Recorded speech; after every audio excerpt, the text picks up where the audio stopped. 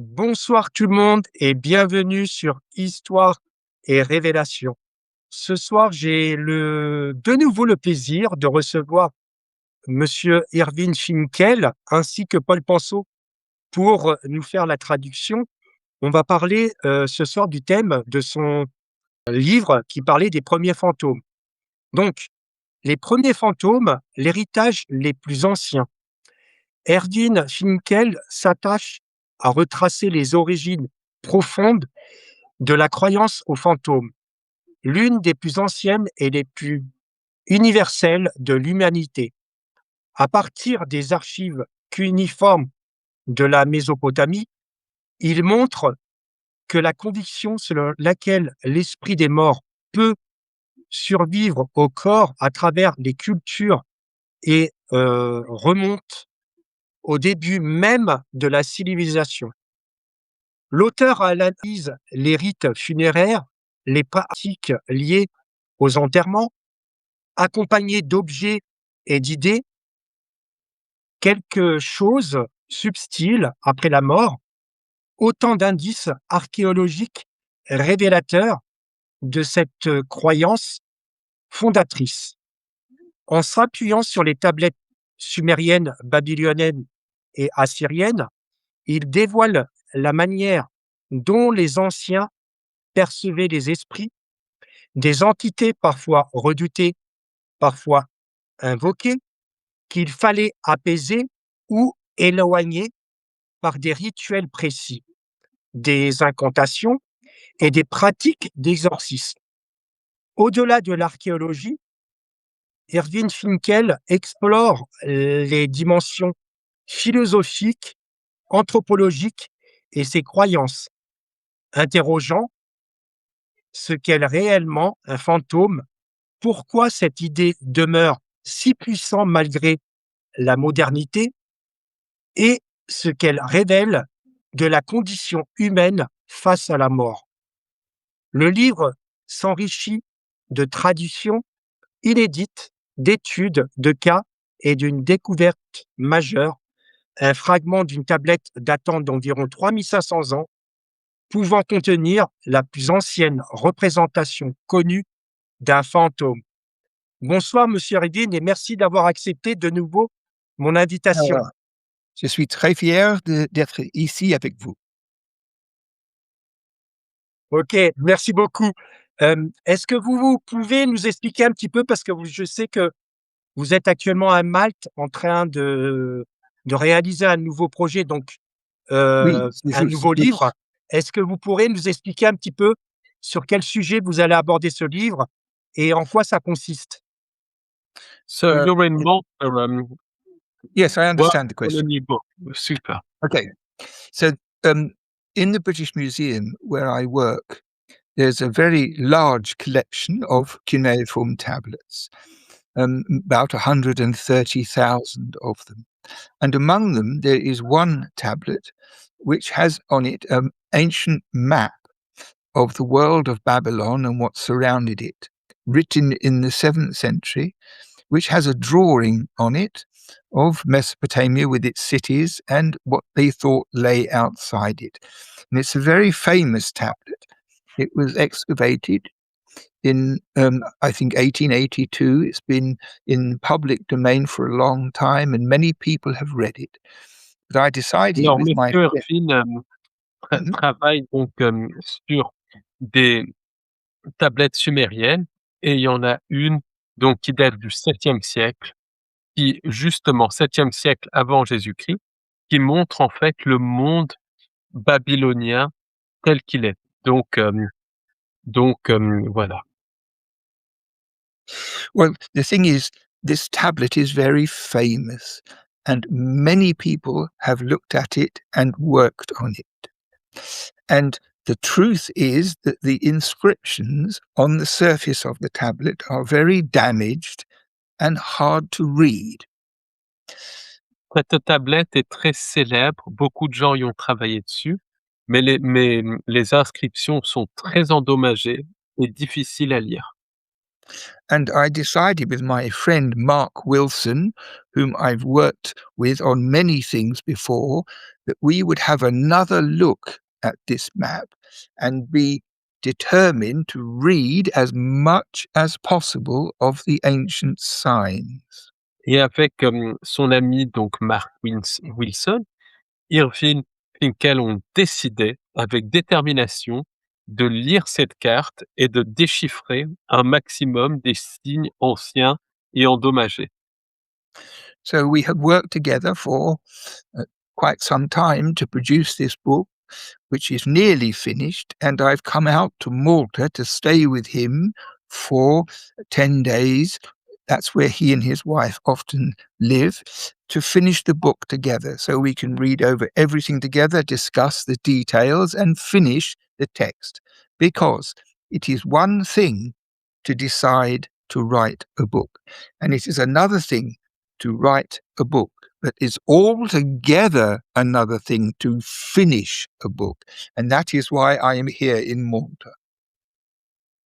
Alors, Irving Finkel donc est à Malte parce que, donc avec Mark Wilson, ils ont quasiment fini le livre et il est allé à Malte, donc où habite Mark Wilson une grande partie de l'année avec sa femme pour terminer le livre. Donc ils sont là pendant une dizaine de jours parce que comme il dit, c'est une chose de vouloir écrire un livre, mais c'est une autre chose de l'écrire et de le terminer.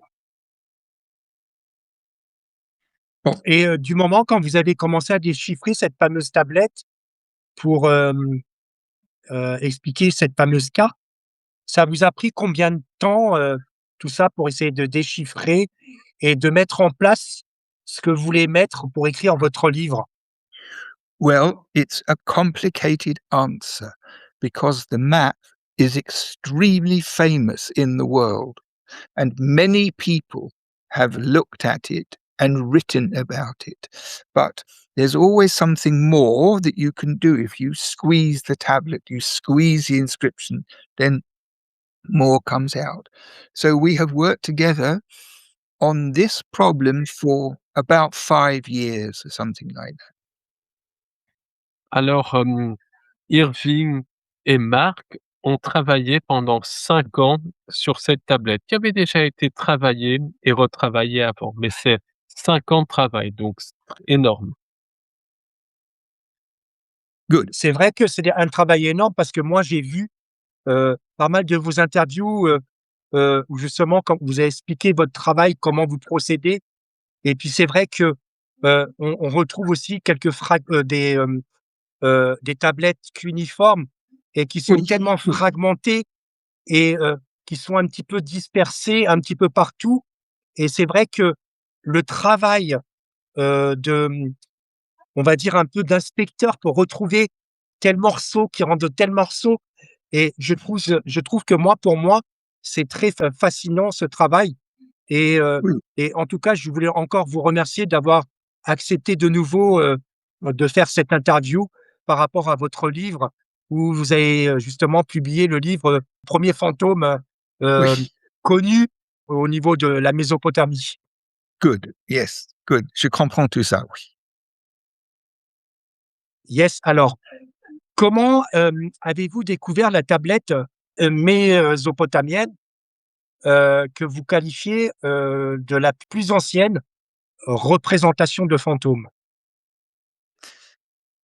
Well, when I decided to write the book about the fantôme, the ghosts, what I did was to look all the way through the collection in our department, all of the tablets, check them to see if I could discover examples that talk about ghosts, because the Alors collection is very.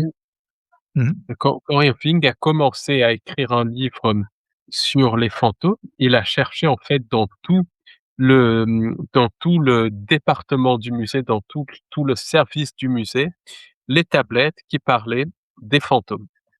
And we have inscriptions for that cover about 3,000 years, and think documents which talk about ghosts are very rare at the beginning, but as time goes by, there are more of them.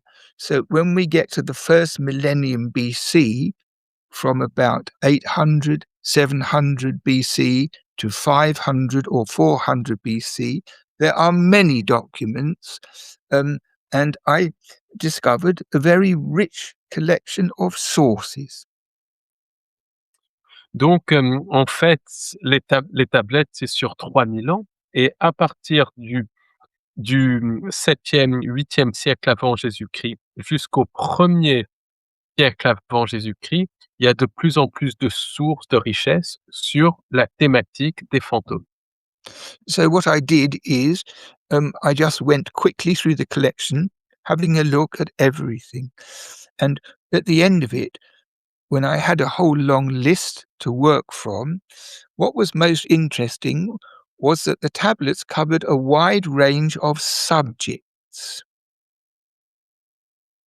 Donc, ce que j'ai fait, c'est que j'ai, trouvé les tablettes, je les ai fouillées et les tablettes, en fait, ce qui était intéressant, c'est qu'elles couvraient énormément de sujets. C'était très vaste.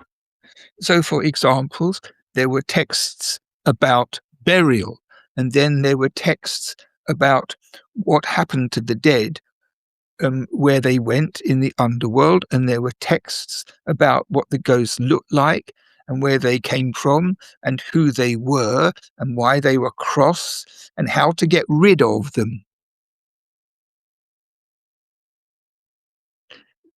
They had an idea in Alors, par Mesopotamia. exemple, il y avait des, textes sur les enterrements, il y avait des textes aussi sur d'où venaient les fantômes, donc sur l'au-delà et quand les fantômes étaient en colère, des textes pour se débarrasser des fantômes, pour les faire partir et tout. Donc c'était un corpus de documents très divers. So in a normal house, in about, say, 1800 BC, something like that, you would have a large family who all lived together in one kind of large house with a courtyard and many rooms around it, and sometimes another courtyard, so that the grandparents and the parents and the children and cousins, they all lived together in um, one large property. Alors, à l'époque donc, sumérienne, toutes les familles vivaient ensemble dans une large propriété. And especially with the Babylonians, we know this, that when an old person died in the family, they were buried in the courtyard of the house. And sometimes they just dug a hole and buried the person. And sometimes they had an underground chamber with steps. So you went down into this chamber under the earth and buried the person there. So sometimes they had lots of dead old ancestors all together in one place, buried together. Donc parfois, quand il y avait donc des personnes âgées qui vivaient dans une famille, parfois ils étaient enterrés dans la cour de la maison, dans un simple trou. Parfois, donc il y avait une cave spéciale où les ancêtres étaient enterrés. Donc ils étaient enterrés, il y avait vraiment presque un cimetière en dessous de la maison. So if everything was okay, when the person was dead, they had a funeral and they had prayers and incantations and so forth, and the person would be laid to rest. And the idea was that the essence inside a person, what we would call the spirit of the person or the ghost of a person, left the body, which was no longer useful, and went down to the underworld, au-delà, went down there where lots and lots of spirits of dead people were all together in one big area. Donc, donc en fait, quand il y avait les funérailles, il y avait des prières et tout ça qui étaient dites pour que l'âme aille dans the underworld qui est en fait l'au-delà, donc où allaient les morts. And if everything was fine, there was no problem. And what used to happen was that among the Babylonians, there was a tradition that the oldest son in the family was responsible for making offerings to the dead through a special pipe, and they would put food down and beer down and water down to nourish the dead below who needed this nourishment. This was an Alors idea. si tout se passait bien, tout se passait bien et il y avait une tradition à l'époque de Babylone où le fils aîné nourrissait par une espèce de tuyau spécial avec de la bière, des offrandes, des choses comme ça, les morts.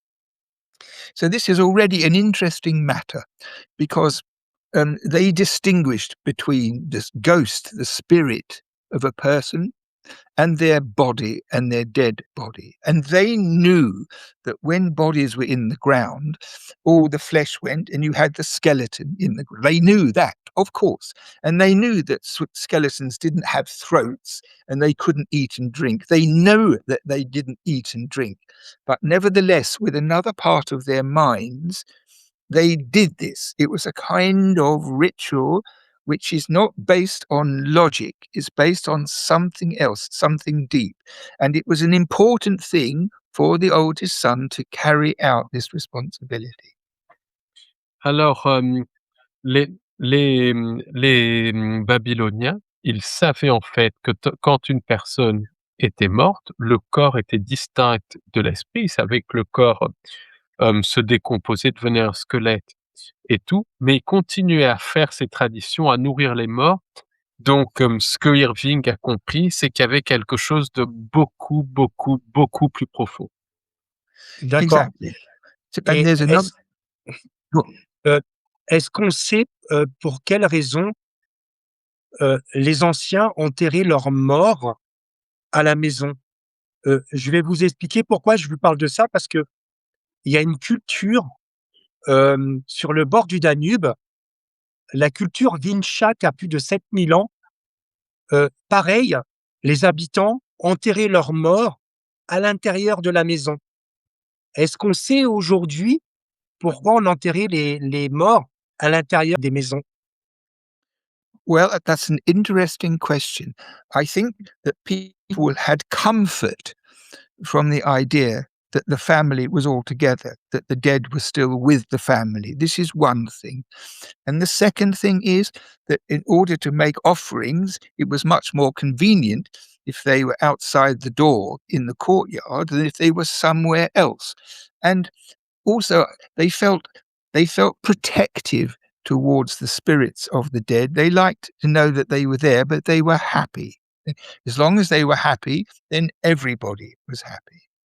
Alors, en fait, les morts étaient enterrés à la maison, selon Irving, parce que, ouais, déjà les gens, la famille était content, les vivants, d'avoir leurs proches encore avec eux.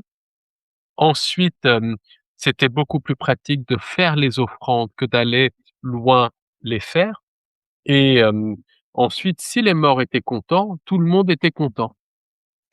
But at the same time, in Mesopotamia, over the 3,000 years of time, there were cemeteries. They had cemeteries, usually outside of a town, safely outside, where people would be buried. And there might be special reasons. For example, foreigners who died, they wouldn't have a family, they would be buried in this cemetery. And soldiers who were killed or died, or something like that, they would be buried in the cemetery. And maybe people with diseases were buried in the cemetery. So archaeologically, there are plenty of cemeteries where people are buried as they are in the modern world, not with a stone, but in groups within a walled structure. Il y avait aussi des cimetières à l'extérieur des villes où les gens étaient enterrés, mais c'était, des étrangers, des soldats et des personnes qui mouraient de maladie. Donc dans la Mésopotamie, donc pendant cette période de 3000 ans, il y a bien aussi des cimetières comme partout ailleurs. Mais il y avait pas de pierre tombale, mais voilà, il y avait les cimetières. So what we learn from the tablets is that if the offerings were made reliably, everything was fine. But sometimes people are careless, or they're lazy, or they think, oh, I'll do it tomorrow, oh, I'll do it next week. It doesn't make any difference anyway. This was regarded as a mistake, because if you don't give the offerings to the ghosts to which they are entitled, then they come back. Alors, si les offrandes étaient bien faites, tout le monde était, content et tout se passait bien. Par contre, si les offrandes n'étaient pas faites, et c'est là où on en vient à la thématique des fantômes, les esprits des morts revenaient. So the thing is about Mesopotamia, the most important thing is that the population, from kings to shoemakers, the entire population took the existence of ghosts for granted. Pour les Mésopotamiens, l'existence des fantômes, c'était une réalité. So Toutes les it classes de wasn't la a it wasn't a culture where some people believed in ghosts and said, "Oh, I saw one. I know there," and other people didn't believe them, and then they argued about it. Do they exist? Can you really see it? Like in the modern world? In the modern world, it's completely different. So if you tell somebody at a party, "Oh, I think I saw a ghost yesterday," some people will say, "Really? Tell me all about it." And other people will say, "You must be stupid. They never existed. This is an imagination. It's nonsense." But in antiquity, there were none of these discussions. It was something which everybody knew was part of normal existence. Donc dans l'Antiquité, les gens ne débattaient pas sur les fantômes comme maintenant. Quand quelqu'un voit un fantôme, il va dire: «J'ai vu un fantôme, j'ai la preuve» et tout. D'autres vont dire: «Non, non, tu délires» et tout. Dans l'Antiquité, c'était un fait établi. Les fantômes faisaient partie de l'existence. So this is an important difference from the modern world, because um, I think it's like this. If somebody is in the kitchen today and a mouse runs across the floor of the kitchen, you jump like anything like that, and you think, "Oh, I'll have to I'll have to get something to get rid of them. I'll have to ask someone to get rid of them." But nobody died of horror, and nobody was traumatized by it. And this is the similar thing in Mesopotamia. So if somebody saw a ghost of their auntie all of a sudden, they would they would jump and they think, "What am I going to do?" But they wouldn't be madly upset, because everybody knew that members of the family sometimes came back to say hello, to see what's going on, or to make a nuisance of themselves. So it was part of life, and it was more like an irritation than a trauma. Donc, en Mésopotamie, en fait, c'était comme, maintenant à notre époque, si on voit une souris traverser, une cuisine, on n'a pas peur. C'est embêtant, mais c'est pas un traumatisme. Voilà, ça peut arriver, donc, quelque chose est fait pour faire partir la souris et tout. Et à l'époque de la Mésopotamie, quand il y avait un fantôme, si un fantôme apparaissait, le fantôme d'une tante, d'un proche décédé, les gens disaient, «Bon, bah, le fantôme est apparu». C'était embêtant, mais c'était pas un traumatisme. Ça faisait partie de la réalité, comme une souris dans une cuisine ou quelque chose. Exactly. So this is how it worked. When ghosts appeared to people, sometimes it wasn't a serious problem. Sometimes it was a bit of a serious problem, and sometimes it was a very serious problem. And the worst kind of ghosts could make people very ill, because they went in through the ear when you are asleep, and they got inside and they messed around with your brain and they tormented you. So you have ghosts who are innocuous, ghosts who are a bit annoying, and dangerous ghosts. Alors, en Mésopotamie, en fait, ça faisait partie de la réalité et c'était plutôt embêtant parce qu'il y a Il y avait des fantômes, qui étaient un petit peu embêtants, d'autres qui n'embêtaient pas, mais il y en avait qui étaient dangereux et qui pouvaient rendre malade, passer par l'oreille et rendre malade, provoquer des maladies du cerveau. Donc, il y avait un petit peu tout un gradient de fantômes. Excellent. So this to me makes sense because I think they imagined this, that the ghosts that they saw were really in some way the people they had been before. So when you think of it, the people that you know personally, some are very gentle and polite and kind, and some are rather rude and unkind, and some are lethal killers and very, very dangerous. So I think this is it. The ghost represented the type of personality that the person had when they were alive. So a really nasty person, a killer or a savage beast of a person would be a savage and dangerous ghost. So this is an important thing. So one thing people always wanted to know who the ghost was, because if they knew it was their uncle so and so or the aunt so and so, then it's okay. It's okay. But if it's an unknown ghost and you don't know what their temperament is like, their personality, then you could be in trouble, and they can pull your hair and they follow you and pinch you and do all sorts of things, and sometimes they make you very ill indeed. Donc en Mésopotamie, les gens en fait, croyaient que les fantômes gardaient la personnalité qu'ils avaient quand ils étaient vivants. Donc s donc il fallait vraiment savoir qui était le fantôme pour connaître sa personnalité. Si c'était par exemple un oncle ou une tante décédé, qui avait été gentil dans la vie et tout, c'était pas un problème, mais si c'était un étranger, là, ça pouvait être plus problématique parce que l'étranger pouvait pincer, tirer les cheveux, faire des farces embêtées ou rendre très malade. Donc il fallait déterminer qui est le fantôme, quelle était sa personnalité. And there were experts who specialized in dealing with ghosts and sending them back and using magic to control them.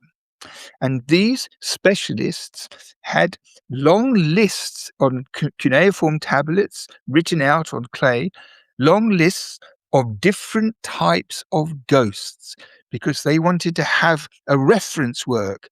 So a woman who died in childbirth, for example, would always be inconsolable, would always be sad and miserable and roaming around and making trouble and never resting.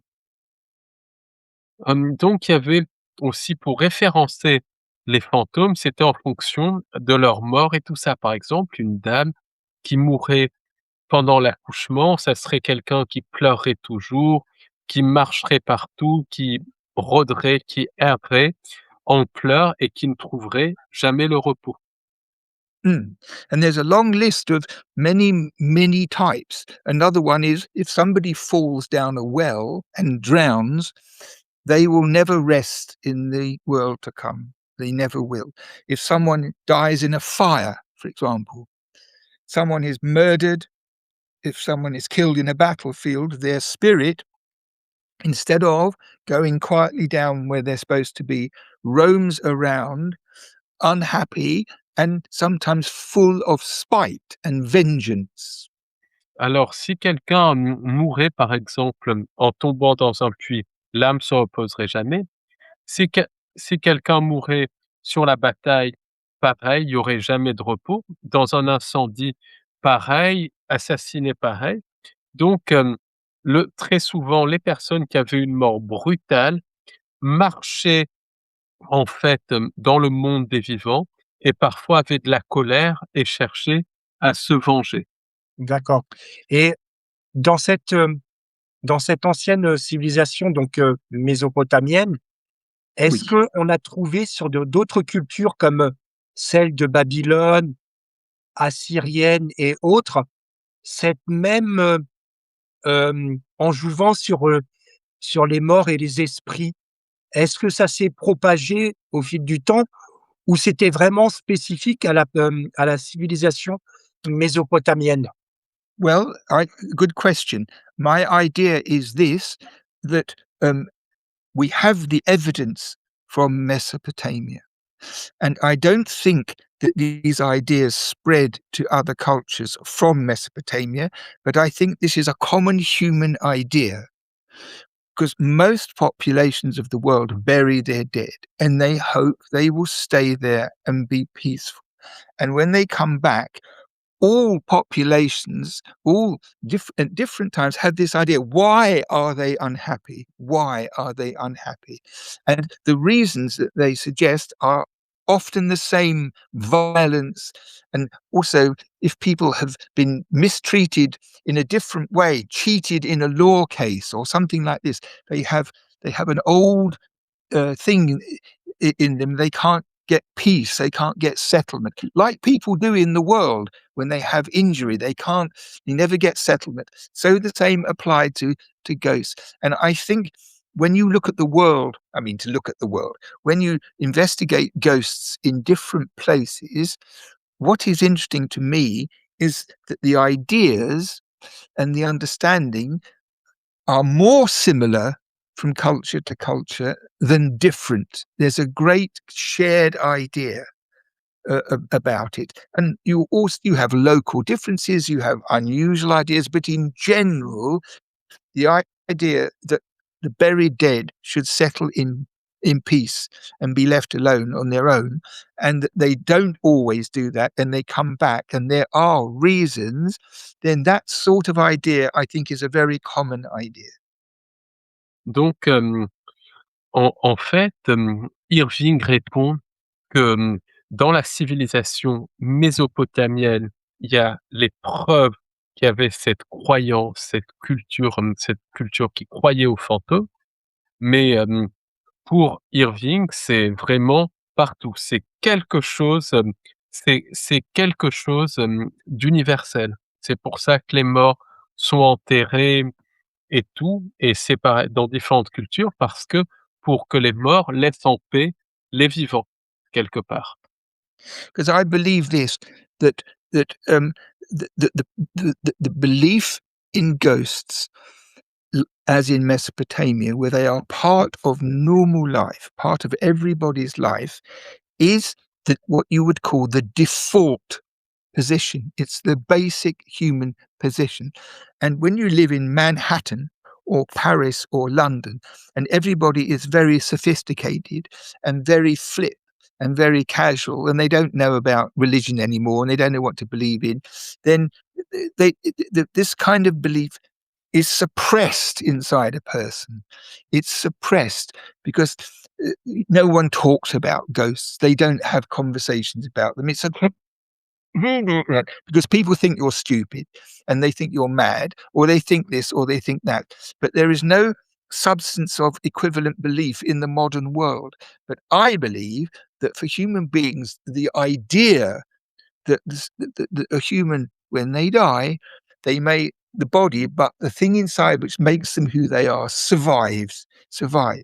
And all over the world, wherever you went, to villages and small towns and very far distant places, from India to Tibet, from Canada to New Zealand, if you found communities who lived in a traditional way, and they may have the internet, they may do this and they do that, but their real lives are closer to what lives have always been, you will find that people's attitude to ghosts is altogether different from the modern Western dismissal of the topic.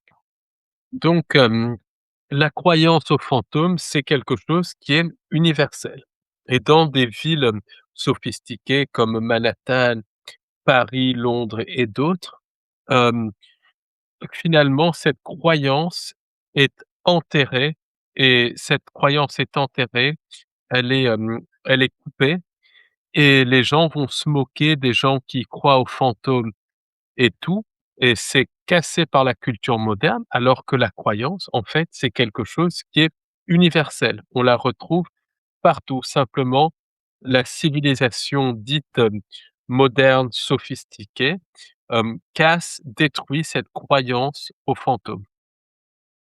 And also another thing is that you could do an experiment. You could get many scientists together who deny the existence of ghosts, and you can get lots of people together who deny the existence of ghosts. And then you take them in a coach all the way to Dartmoor in the winter in England, far from anywhere, with the wind and the rain, in a ruined house, and you have a party in the house. And all these scientists and these other people who don't believe in ghosts, eventually they go to bed in their bedrooms. And when they're asleep, we get a big ladder and we put it against the back of the house, the eshell, and we climb up and we say through the window, like that.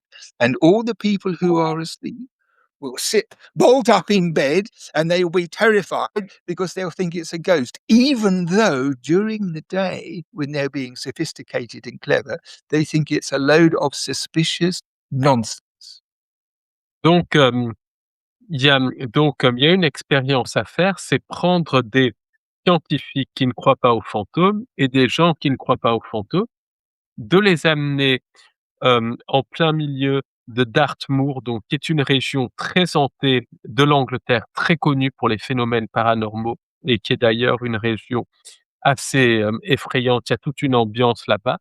Les amener dans une maison isolée sur la lande et leur faire une fête. Après, ils se couchent et après, c'est de faire venir quelqu'un qui vient taper à la fenêtre de leur chambre et ces gens-là se réveilleront en sursaut parce qu'ils penseront avoir vu un fantôme. Donc, pendant la journée, ils disent ne pas y croire, mais la nuit, c'est une autre affaire totalement.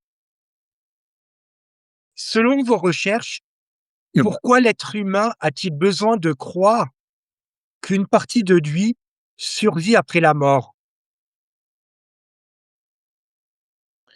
Why do people have to believe in ghosts underneath? Well, I Hem, think it's this. I think it is essentially the arrogance of the human race. The arrogance. Because me, ego, me, when you're alive and you inhabit your ego, it's the most important thing ever.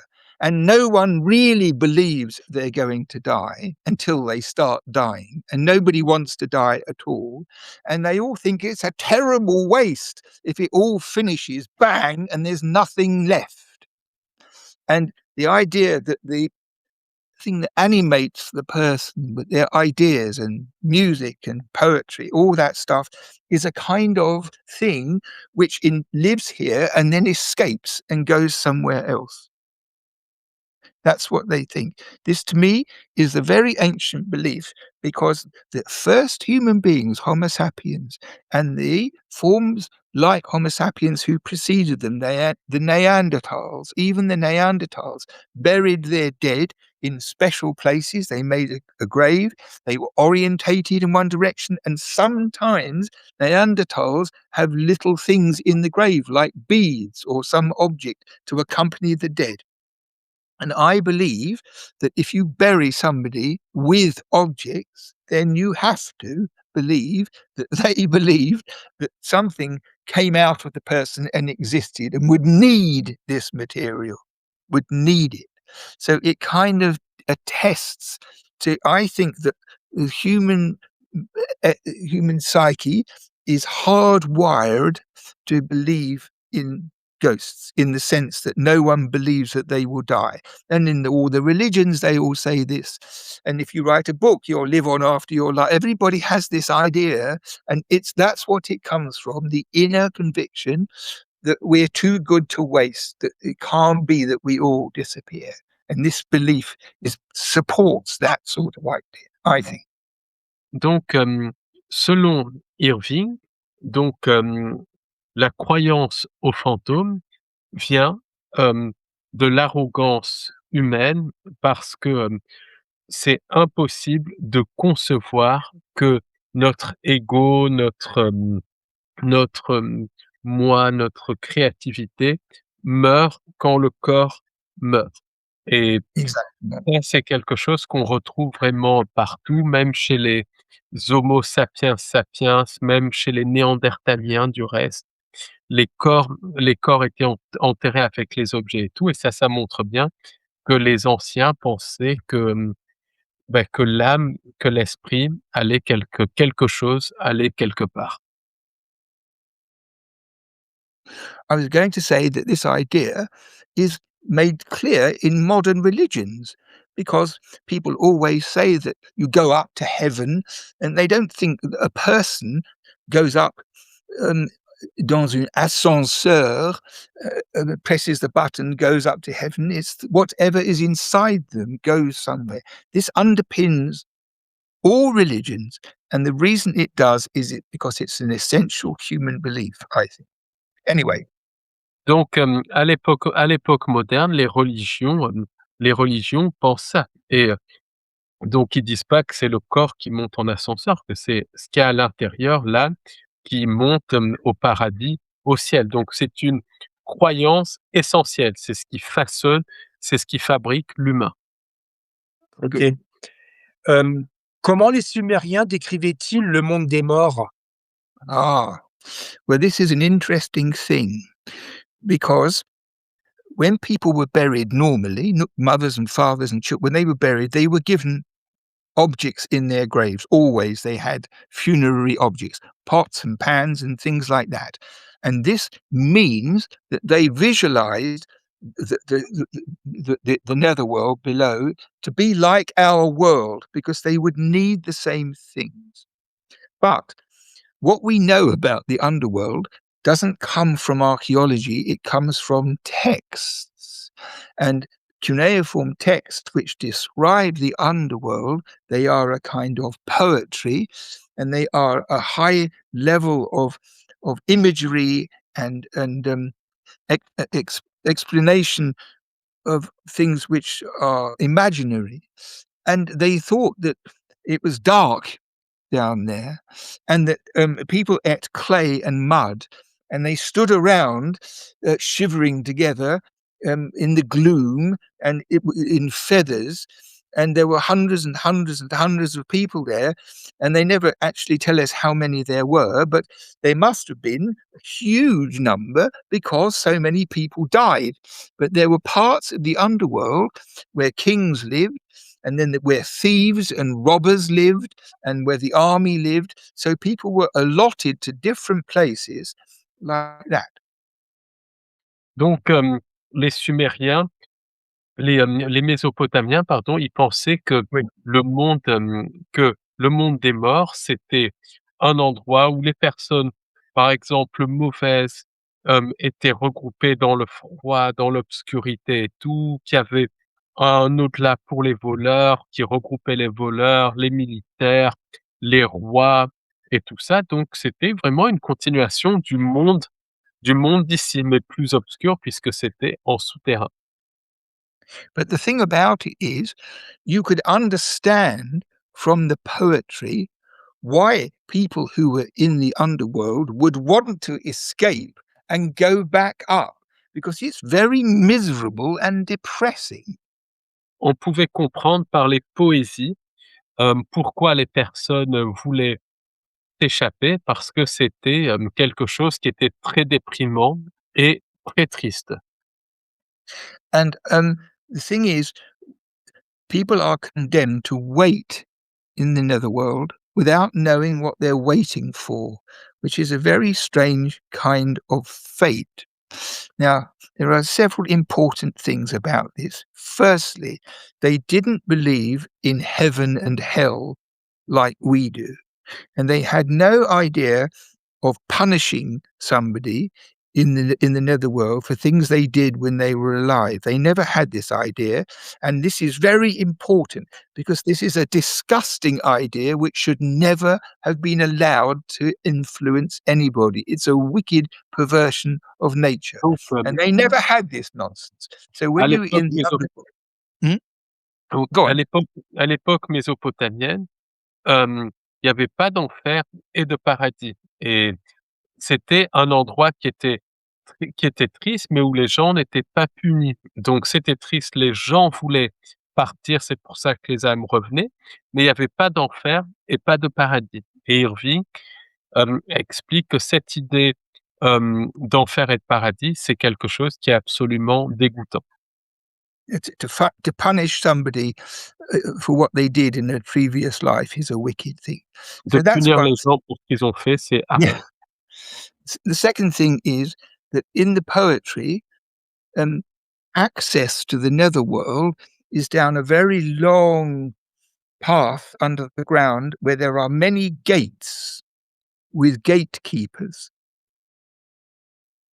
Dans les poésies, l'accès à l'au-delà se fait par un long chemin, un long couloir, dans le sous-sol où il y a beaucoup, beaucoup de de portails avec des gardiens du seuil. Well, the thing is that most people assume, and there are some texts which say this, that the gates are there to keep the dead in the underworld, to keep them there, lock them in. Beaucoup de gens assument que les portes sont là pour garder les morts prisonniers, en fait, de l'au-delà, pour les enfermer. But the thing is, there are some rather philosophical cuneiform writings which give a totally different idea, because um, it's clear, I think, it's beyond doubt that the Mesopotamians had a very interesting belief that the essence of life was a finite amount of material. It was finite, so it wasn't unlimited. And the consequence of the finite nature of life is that they had a rule that for a new baby to be born, some old or ancient person needed to die, so that they would surrender their life, and this force would then come into a new baby, and the baby could be born. Donc il y avait des concepts aussi très philosophiques, hem, notamment que la quantité de vie était limitée. Donc quand un bébé naissait, par exemple, il fallait qu'une personne âgée meure et que l'essence vitale de la personne âgée aille dans le bébé. Donc la quantité de vie était finie. And I think the reason for this belief is that the Mesopotamian culture was always dependent on water. And if there was not enough water, they were in serious trouble. And if there was too much water, they were in serious trouble. And the balance of water was a kind of element within their whole psyche. And that this thing about the water of life and the creation of life um, is part of the same conception, that things had to be in balance and you couldn't have a new life without giving up an old life. Alors la raison de cette croyance, ça vient du fait que, en Mésopotamie, il y avait extrêmement peu d'eau et donc qu'il fallait vraiment partager les ressources. Donc ils ne pouvaient pas avoir une nouvelle vie tant qu'il y a une ancienne vie qui parte. So the consequence is that one of the jobs of the gates was to let one out at a time when it was needed. They didn't want to open the gates to get some spirit of there to go up and to be part of a new baby, because they'd all come out in a rush, like in a train station. So they had to do it very carefully and they had to know what was necessary. And this is a poetic idea, but it seems to me rather beautiful. And I'll tell you why.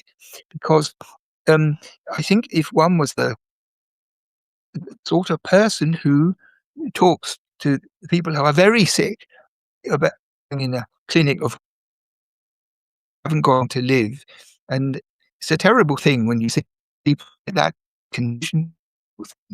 But the idea that if they die, it would mean that a new baby could be born somewhere, maybe here, maybe in another country, maybe it doesn't really matter, but that the stuff inside them would create a new baby. This is a fantastic comfort for somebody at the end of their life to consider, because it makes some kind of understanding of everything.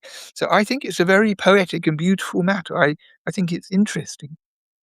Donc, c'est à cause de ce fait que, qu'il y a justement, pour une sorte de régulation qui est en fait ces portails, parce que sinon tous les morts voudraient sortir et donc, il y aurait un nouveau bébé qui naîtrait, et tout. Donc, les portes servent à réguler les choses, et c'était une idée très belle, très poétique, parce que les gens, quand ils mouraient, ils se disaient: «Bah, au moins, quand ils mouraient, après, leur vie créait quelque part le fait qu'ils partent, il y avait une autre vie qui se crée et tout». Donc ça donnait, ça faisait quelque chose de très poétique, de très beau, et ça permettait aux gens de mieux appréhender la mort. D'accord. Et est-ce qu'à cette époque, la population arrivait à distinguer, un bon fantôme d'un mauvais fantôme? Est-ce qu'ils arrivaient à distinguer les 2, ou ils se faisaient aider par des prêtres et des exorcistes? Okay, so the thing is, if you had a ghost, you would know if it was not so bad or if it was very bad. And what happened then was you would get a professional exorcist to come to the house and talk to you to try and find out who the ghost was. Because if the ghost is part of the family, even maybe a long old member of the family, this is one thing. If somebody unknown, it's much more complicated. So that's why they had these lists of things. And the exorcist would talk to the person and try to get them to describe the ghost, what they knew about them, what they could recognize in them. Okay? I have a problem with my sound. Can you repeat? The sound is not very good. My internet connection is not good. Not to worry. Not to worry. But the question was difference between a good ghost, so take a very bad ghost. You would know from what the ghost did to you whether it was a bad ghost or not. But if you had trouble, you would bring in a professional exorcist, a priest qualified to deal with ghosts, who knew all the spells and all the rituals, and he would carry out the rituals in order to drive out the ghost and send it back where it belonged. And some of these rituals are rather simple, some are rather complicated. The simple ones, when you have a ghost who's cross without the sacrifices or the offerings, then you made lots of offerings straight away so that the ghost would be happy again, for example. Donc, on pouvait savoir si un fantôme était bon ou si un fantôme était mauvais, déjà en fonction du comportement du fantôme, ce qu'il faisait. Mais il y avait des cas plus complexes où il fallait faire venir l'équivalent d'un exorciste. Et puis, en fait, si un fantôme n'était pas content, par exemple, parce qu'il manquait d'offrandes et tout ça, à ce moment-là, il fallait augmenter les offrandes. Donc c'était des petits rituels simples pour apaiser les fantômes. And we have quite a lot of these spells, but there's one thing I have to tell you about, and that's this. There's a case where the exorcist must have asked that the family, "Can you tell me about the ghost? What are the characteristics?" And somebody must have said this. Well, uh, he, he, he there was Uncle Henry. Uncle Henry was always seen with a woman. He was very keen on women. It might be Uncle Henry. And so the exorcist would think, aha, so this is what you do, that you make a clay figure of Uncle Henry, for example. I just choose the name for a joke, but a dead uncle who liked women. You make a figurine of him, and you make a figurine of a woman, and you set them up where there's a rope, and the woman in front holds the rope, and the ghost, the uncle, follows behind with his hands tied. So you make a model of the ghost who's causing the problem, and the model of a magic figure of a woman who will take the ghost down to the underworld. And this is an elaborate and complicated ritual. But the thing is, when I was hunting in the museum, I found a tablet with this ritual where they made a drawing of this thin old man who was the ghost with his hands tied, and the woman who was supposed to take him for them to manufacture. And the drawing is very beautiful, and it's written in the 5th century BC, and it's the oldest drawing. Donc, Irving qui a été coupé, il expliquait que, l'exorciste très souvent demandait les caractéristiques, des fantômes pour déterminer qui était le fantôme. Après, si c'était par exemple l'oncle Henri, donc c'est un exemple fictif, qui justement aimait beaucoup les femmes, donc ça, il savait ça par en posant des questions aux personnes qui étaient attaquées par le fantôme. L'exorciste, par exemple, construisait une petite figurine de l'oncle Henri, une petite figurine d'une femme et il mettait les 2 figurines sur une corde et la femme, en fait, sur la figurine de la femme symboliquement tirait l'oncle Henri vers justement l'au-delà pour voilà, pour qu'il puisse, quitter, pour qu'il puisse cesser, d'embêter, de tourmenter la famille. Donc, ça, c'était un rituel assez élaboré. Donc, suite, aux problèmes techniques donc avec, mon invité donc, monsieur Finkel, je tenais à vous remercier pour cette interview et je tenais à te remercier toi, Paul, aussi pour, avoir accepté de faire, la traduction. Donc, merci à toi encore une fois, Paul. Ben, merci à toi, Gélico, de m'avoir invité. Et c'est vrai que c'est un sujet fort passionnant de parler des premiers fantômes, de cette période donc de mésopotamienne et je pense qu'on ça sera pas la dernière. On refera peut-être d'autres interviews avec monsieur Finkel. En tout cas, merci beaucoup à vous de votre présence. Vous êtes de plus en plus nombreux à me suivre, à me regarder. Donc, n'hésitez pas à continuer, abonnez-vous, partagez la vidéo, likez. Je vous dis à très bientôt, portez-vous bien. Bonne soirée à vous. Merci beaucoup, bonne soirée à vous et merci Gélico.